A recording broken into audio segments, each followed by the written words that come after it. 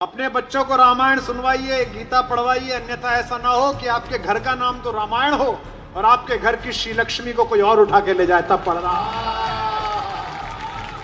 आपके अपने घर पर बेटी हो और आप किसी और की बेटी पर भद्दी टिप्पणी करके सस्ती तालियां बटोरेंगे तो आपको क्या कहा जाएगा? यही लगेगा कि सस्ती लोकप्रियता के लिए आप किस लेवल तक गिर सकते हैं। और यही कुछ ऐसा किया है आपने कुमार विश्वास जी। अपनी कविताओं और राम कथा से दुनिया भर में प्रसिद्ध डॉक्टर कुमार विश्वास इन दिनों अपनी इसी टिप्पणी को लेकर विवादों में घिर गए हैं। हालांकि मंच से जब वो ये टिप्पणी कर रहे थे, उन्होंने किसी का नाम तो नहीं लिया, लेकिन ये समझते किसी को देर नहीं लगी कि दरअसल वो शत्रुघ्न सिन्हा की बेटी सोनाक्षी सिन्हा और उनके मुस्लिम पति जहीर इकबाल को लेकर तंज कस रहे हैं। और डॉक्टर विश्वास ने मेरठ महोत्सव में ये जो बयान दिया, उसको लेकर अब राजनीतिक बयानबाजी भी शुरू हो गई है। और इसकी शुरुआत की है कांग्रेस की प्रवक्ता सुप्रिया श्रीनेत ने, जिन्होंने एक लंबी चौड़ी पोस्ट लिखकर कुमार विश्वास की क्लास लगाई है। जी हां, सुप्रिया श्रीनेत ने क्या कहा, आपको पूरा उनका ये पोस्ट बताते हैं। सुप्रिया श्रीनेत लिखती हैं, अगर आपके अपने घर में एक बेटी हो तो क्या आप किसी और की बेटी पर भद्दी टिप्पणी करके सस्ती तालियां बटोरेंगे? ऐसा करने पर आप किस हद तक गिरे हुए हैं, इसका तो अंदाजा लग ही गया है। कुमार विश्वास जी, आपने सोनाक्षी सिन्हा के अंतरधार्मिक विवाह पर तो घटिया तंज किया ही, पर आपने अपने अंदर महिलाओं के लिए जो असल सोच है उसे भी उजागर कर दिया। आपके शब्द, वरना आपके घर की श्री लक्ष्मी को कोई और उठाकर ले जाएगा। क्या लड़की कोई सामान है जिसको कोई उठाकर कहीं और ले जाएगा? कब तक आप जैसे लोग एक औरत को पहले पिता और फिर पति की संपत्ति समझते रहेंगे? आपके अपने घर पर बेटी हो और आप किसी और की बेटी पर भद्दी टिप्पणी करके सस्ती तालियां बटोरेंगे तो आपको क्या कहा जाएगा? यही लगेगा कि सस्ती लोकप्रियता के लिए आप किस लेवल तक गिर सकते हैं। और यही कुछ ऐसा किया है आपने कुमार विश्वास जी। कुमार विश्वास जी, आपने सिर्फ सोनाक्षी सिन्हा की अंतरधार्मिक विवाह पर घटिया तंज नहीं कसा है, आपने असली अपनी महिला विरोधी मानसिकता भी दिखा दी है। आप ही के शब्दों को आपके सामने बोलती हूं। आपने कहा ना, वरना कोई आपके घर की श्री लक्ष्मी को उठा ले जाएगा। ये उठा ले जाने का क्या तात्पर्य होता है? क्या लड़की कोई सामान है, कोई वस्तु है, टेबल पर रखा हुआ गुलदस्ता है जिसको कोई उठा ले जाएगा? ये जो मानसिकता है ना कि जब तक लड़की पिता के घर में उसकी संपत्ति है, जब पति के घर में गई तो उसकी संपत्ति है, ये कब बदलिएगा और ये कब बदलेगी? और ये कितनी घटिया सोच है। विवाह जो है ना, वो बराबरी का रिश्ता होता है। उसका आधार, उसकी नींव परस्पर प्रेम और परस्पर विश्वास होता है। 2024 के भारत में एक लड़की ने अपनी मर्जी से शादी कर ली तो आप उसकी परवरिश पर सवाल उठाने लगे। मतलब 2024 के भारत में एक लड़की को यह की आजादी नहीं है कि वो जिसको चाहे उससे शादी कर सके।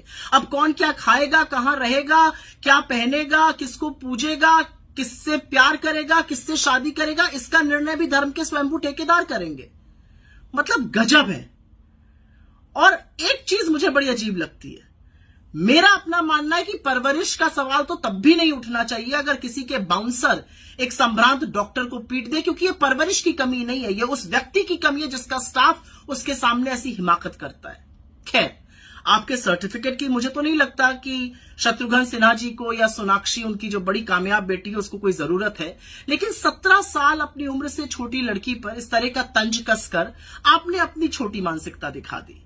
और एक बात याद रखिएगा, प्रभु राम या रामायण या उससे जुड़ा कोई शब्द किसी की बपौती नहीं है। आप तो लोगों को रामायण और गीता पढ़ने की सीख देते हैं और आप ही सोनाक्षी सिन्हा के पति के धर्म से नफरत करने में इतने मशगूल हो गए कि रामायण के मूलभूत को ही भूल गए। आप भूल गए कि रामायण में कितना मधुर अंकित है, सब नर करहि परस्पर प्रीति, चलहि स्वधर्म निरत श्रुत नीति। अगर आप रामायण का वाकई में अध्ययन करते तो प्रेम को जरूर समझते, आपसी सौहार्द को जरूर समझते, इस तरह की नफरती बात नहीं करते। खैर, आपके अंदर रामकथा वाचक बनने की बहुत लालसा है और होनी भी चाहिए, कोई गलत बात नहीं है इसमें। लेकिन काश आपके अंदर प्रभु राम की रत्ती भर भी मर्यादा और रत्ती भर भी शालीनता होती। आपको कुछ क्षण के लिए थोड़ी सस्ती लोकप्रियता तो जरूर मिली, लेकिन आपका कद जमीन में और धंस गया। और मैं आशा करती हूं कि आपको एहसास होगा आपने गलत किया। आप एक पिता से और उसकी बेटी से माफी मांगिएगा।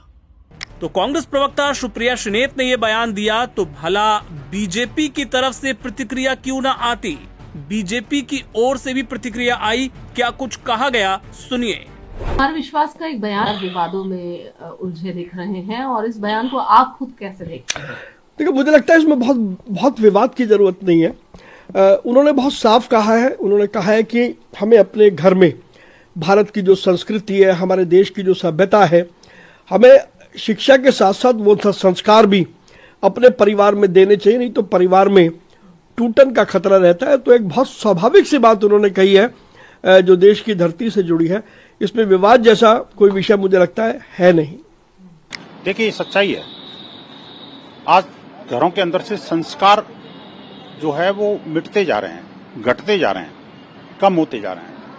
उसके पीछे कारण यही है कि हमने घर का नाम तो चावली रामायण रखा, लेकिन रामायण की शिक्षाएं, रामायण के बीज मंत्र हैं और रामायण के जो संस्कार हैं वो शायद हम बच्चों को देने में कहीं ना कहीं विफल रहे। इतना ही नहीं, शत्रुघ्न जी के तो चारों भाई जो है ना, उनके नाम भी राम जी के भाइयों पर हैं और बेटों का नाम लव और कुश मुझे लग रहा है।